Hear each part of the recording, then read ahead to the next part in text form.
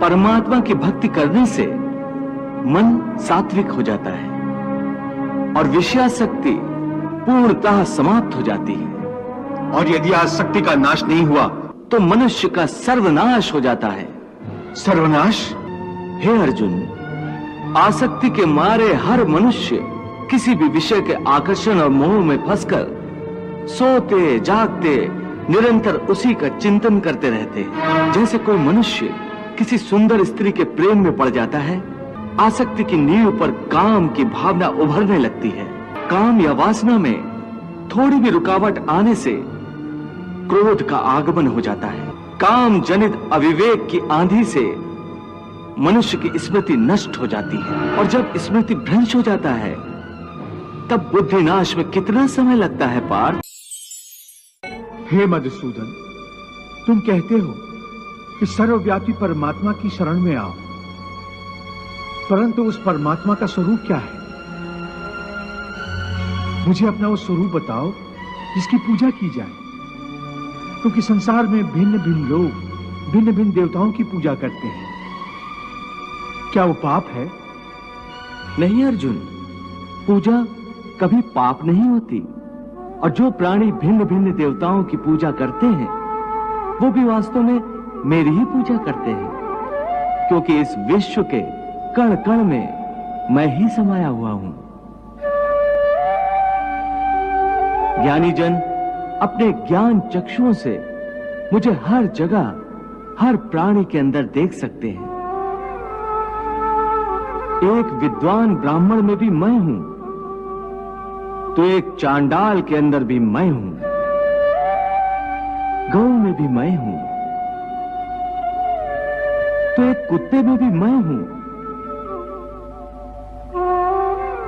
हाथी में भी मैं हूं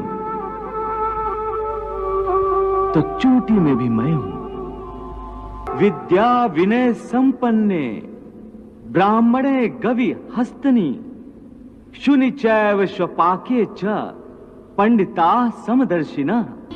हे पार्थ, इसीलिए अपनी अपनी श्रद्धा के अनुसार प्राणी जिस जिस रूप में भी मेरी पूजा करते हैं वो मेरी ही पूजा करते हैं। इसलिए जो जो सकामी पुरुष जिस जिस देवता के स्वरूप को श्रद्धा से पूजना चाहते हैं, मैं उस भक्त की उस देवता के प्रति श्रद्धा को स्थिर कर देता हूं। यो यो याम याम तनुम भक्तः श्रद्धार्चितुमिच्छति तस्य तस्याचलाम श्रद्धाम तामेव विदधाम्यहम्। इस प्रकार बहुत से जन्मों के पश्चात उसे जब ये ज्ञान हो जाता है कि इस सारी सृष्टि में मुझ वासुदेव के सिवाय और कुछ नहीं है, तो ऐसा ज्ञानी महात्मा अंततः मुझे ही प्राप्त होता है। परंतु हे अर्जुन, ऐसा महात्मा अति दुर्लभ है। कलयुग में मनुष्य की विचारधारा इससे भी गिरी हुई होगी। मनुष्य दूसरों के दुख में अपना सुख ढूंढेगा, अपने परिवार का पेट पालने के लिए दूसरों की हत्या करने में भी उसे कोई ग्लानि, कोई पश्चाताप नहीं होगा। दूसरों के रक्त में सनी हुई रोटी वो स्वयं भी खाएगा और अपनी संतान को भी खिलाएगा। अर्थ स्थित प्रज्ञ महापुरुष सुख दुख प्रत्येक अवस्था में आत्मिक शांति प्राप्त कर लेता है। परम आनंद में लीन होने से ऐसे मनुष्य को दुख और सुख कभी विचलित नहीं करते। ऐसे स्थित प्रज्ञ मनुष्य का मन उस दिए की भांति होता है जिसकी लौ स्थिर होती है, कभी डोलती नहीं। मेरा अंतिम उपदेश बस इतना ही है कि अब तक जो मैंने तुम्हें ज्ञान, कर्म अथवा योग आदि की शिक्षा दी है, सब भूल जाओ और समस्त धर्मों को भुलाकर केवल मेरी शरण में इस प्रकार आओ जैसे कांटों से लहू लुहान और कीचड़ से लथपथ एक बालक रोता रोता भागकर अपनी बुद्धि पर भरोसा करने में भी खतरा है, इसलिए कि विनाश काल आने पर तो मनुष्य की बुद्धि भी भ्रष्ट हो जाती है। अर्थात जब विपरीत समय आता है तो मनुष्य की अपनी बुद्धि ही उसे गलत रास्ते पर ले जाती है। हे मधुसूदन, मनुष्य न तो अपने मन की इच्छा अनुसार कर्म करे, न ही बुद्धि की सलाह माने, तो फिर मनुष्य बेचारा करे तो क्या करे? ऐसी स्थिति में अपनी प्रवृत्ति के विरुद्ध कोई कैसे जीवन व्यतीत करेगा?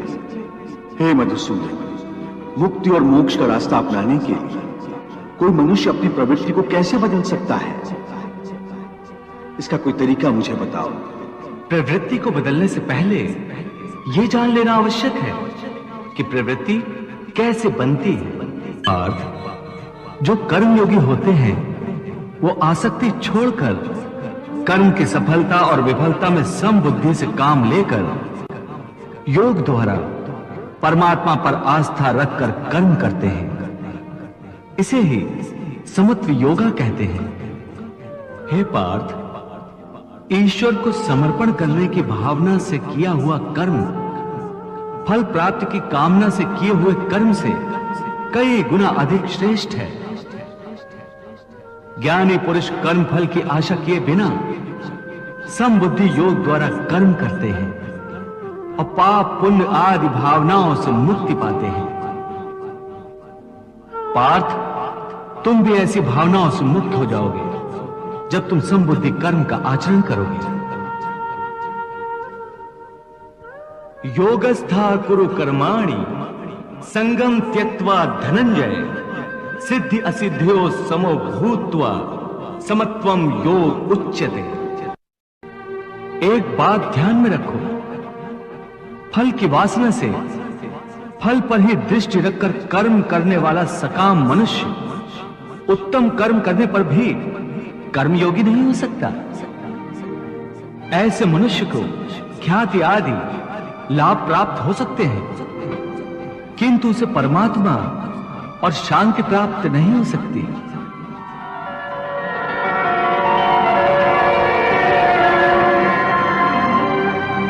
हे केशव, मनुष्य को पाप पुण्य दोनों बंधन कारक है।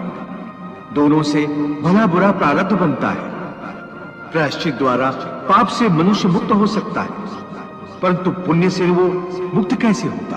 हे अर्जुन, पाप पुण्य, सुख दुख, यश अपयश आदि भावनाएं साधारण मनुष्य के लिए हैं, परंतु जो कर्मयोगी होते हैं वो इन भावनाओं से मुक्त होते हैं, आलिप्त होते हैं।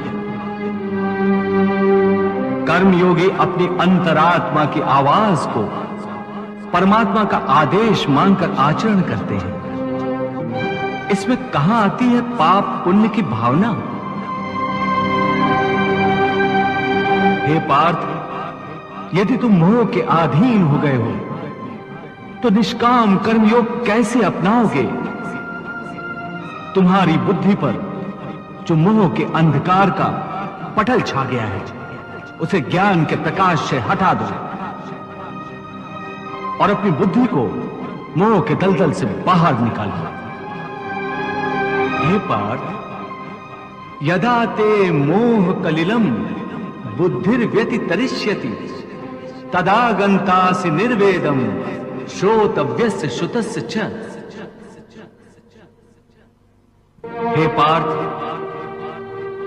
मोह बुद्धि का अज्ञान होता है और इसी अज्ञान के कारण मनुष्य भौतिक आकर्षण में फंस जाता है। वो जानता नहीं कि देह तथा समस्त भोग नश्वर है, मिथ्या है। जब मनुष्य सत और असत अथवा नित्य और अनित्य का भेद जान जाता है तब वो निरासक्त हो जाता है। उसे किसी भी चीज का आकर्षण नहीं रह जाता। इसका दूसरा अर्थ है मोह का त्याग करना तथा मोह का लोप होने पर मनुष्य किसी भी प्रकार से किसी भी वस्तु की ओर आकर्षित नहीं होता। हे पार्थ, यथार्थ ज्ञान की प्राप्ति होने के बाद मोह का त्याग होता है। आत्मिक योग बल में वृद्धि हो जाती है। योग बल के कारण मन स्थिर हो जाता है।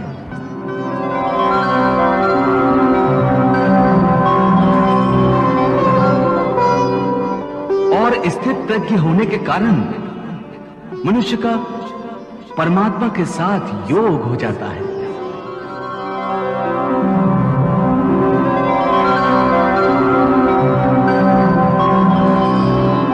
पार्थ, तुम भी आत्मिक योग बल द्वारा अपनी अंतरात्मा में झांक कर परमात्मा को देखने का प्रयास करो। समबुद्धि कर्मयोग का आचरण करो और स्थित प्रज्ञ बन जाओ।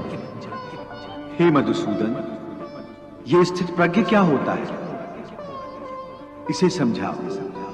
पार्थ, दुख भोगते हुए भी जिसके मन में उद्वेग नहीं होता और न ही जो सुख की लालसा रखता है तथा जिसके हृदय में क्रोध, मोह, भय आदि विकारों के लिए कोई स्थान नहीं होता, वो मनुष्य स्थित प्रज्ञ है। दुखेषु अनुद्विग्न मनाः सुखेषु विगत स्पृहा वीत राग भय क्रोधा स्थित धीः मुनिरुच्यते। हे पार्थ, स्थित प्रज्ञ महापुरुष सुख दुख प्रत्येक अवस्था में आत्मिक शांति प्राप्त कर लेता है। परम आनंद में लीन होने से ऐसे मनुष्य को दुख और सुख कभी विचलित नहीं करते। ऐसे स्थित प्रज्ञ मनुष्य का मन उस दिए की भांति होता है जिसकी लौ स्थिर होती है, कभी डोलती नहीं।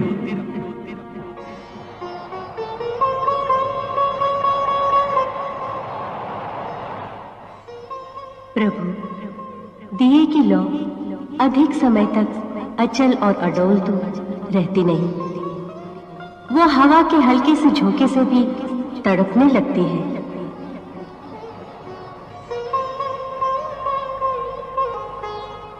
हाँ देवी पार्वती, प्रभु श्री कृष्ण यही तो समझा रहे हैं कि मनुष्य का मन कामनाओं की आंधी में रखे हुए एक दीपक की तरह होता है।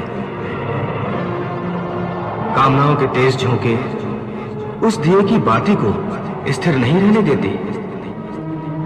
प्रभु ये उपदेश दे रहे हैं कि मन को स्थिर रखने के लिए मन की कामनाओं को लगाम देना चाहिए। यदि कामना को लगाम न दी जाए तो एक कामना से दूसरी, फिर दूसरी से तीसरी कामना जन्म लेती रहती है और यह सिलसिला कभी खत्म नहीं होता। जैसे जब किसी व्यक्ति के पास घर न हो तो वो मनुष्य एक झोपड़ा की कामना करता है।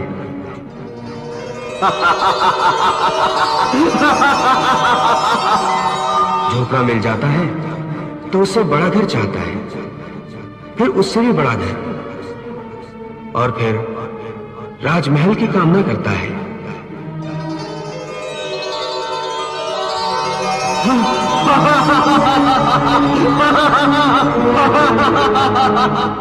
उसकी एक ही कामना असीम रूप लेकर बढ़ती रहती है। तो फिर मनुष्य इन कामनाओं को कैसे लगाम दे सकता है?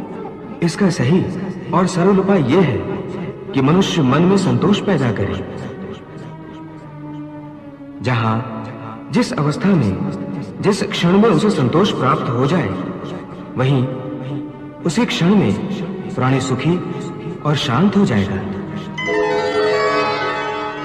हे कृष्ण, तुम कहते हो कि स्थित प्रज्ञ बनने के मन के दिए की ज्योत को स्थिर रखो, अर्थात मन को इधर उधर डोलने न दो। इसका अर्थ यह हुआ कि कर्म करते समय मन की जगह बुद्धि की बात मानो, मन को बुद्धि के अधीन रखो, यही ना? नहीं अर्जुन, केवल बुद्धि पर भरोसा करने में भी खतरा है। इसलिए कि विनाश काल आने पर तो मनुष्य की बुद्धि भी भ्रष्ट हो जाती है। अर्थात जब विपरीत समय आता है तो मनुष्य की अपनी बुद्धि ही उसे गलत रास्ते पर ले जाती है। हे मधुसूदन, मनुष्य न तो अपने मन की इच्छानुसार कर्म करे, न ही बुद्धि की सलाह माने, तो फिर मनुष्य बेचारा करे तो क्या करे? ऐसी स्थिति में अपनी प्रवृत्ति के विरुद्ध कोई कैसे जीवन व्यतीत करेगा? हे मधुसूदन, मुक्ति और मोक्ष का रास्ता अपनाने के लिए कोई मनुष्य अपनी प्रवृत्ति को कैसे बदल सकता है? इसका कोई तरीका मुझे बताओ। प्रवृत्ति को बदलने से पहले यह जान लेना आवश्यक है कि प्रवृत्ति कैसे बनती है। हे अर्जुन, मनुष्य जन्म से ही अपने साथ सत्व, रज और तम 3 गुणों को लेकर पैदा होता है।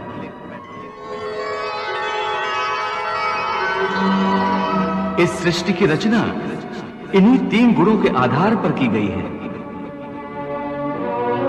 इस त्रिगुणात्मक सृष्टि में रहने वाले समस्त प्राणियों में तीनों गुण विद्यमान होते हैं, परंतु हर प्राणी के अंदर इन तीनों में से कोई न कोई एक गुण अधिक प्रधान होता है, और जिस गुण की प्रधानता अधिक होती है उस प्राणी का चरित्र वैसा ही बन जाता है। रजोगुण प्रधान पुरुष को ऐश्वर्य, ठाट बाट और राजपाट की लालसा होती है। तमोगुण वाला आलसी और प्रमादी होता है। द्वेष, क्रोध जैसी नकारात्मक भावनाएं उसमें कूट कूट कर भरी हुई होती हैं। और सत्व गुण वाला? सत्व गुण ही उत्तम गुण है। सात्विक मनुष्य सीधा और सच्चा होता है। वैसे तो हर मनुष्य के स्वभाव में ये तीनों गुण कुछ न कुछ मात्रा में होते हैं, परंतु जिस मनुष्य में जो गुण प्रधान होता है वो वैसा ही हो जाता है।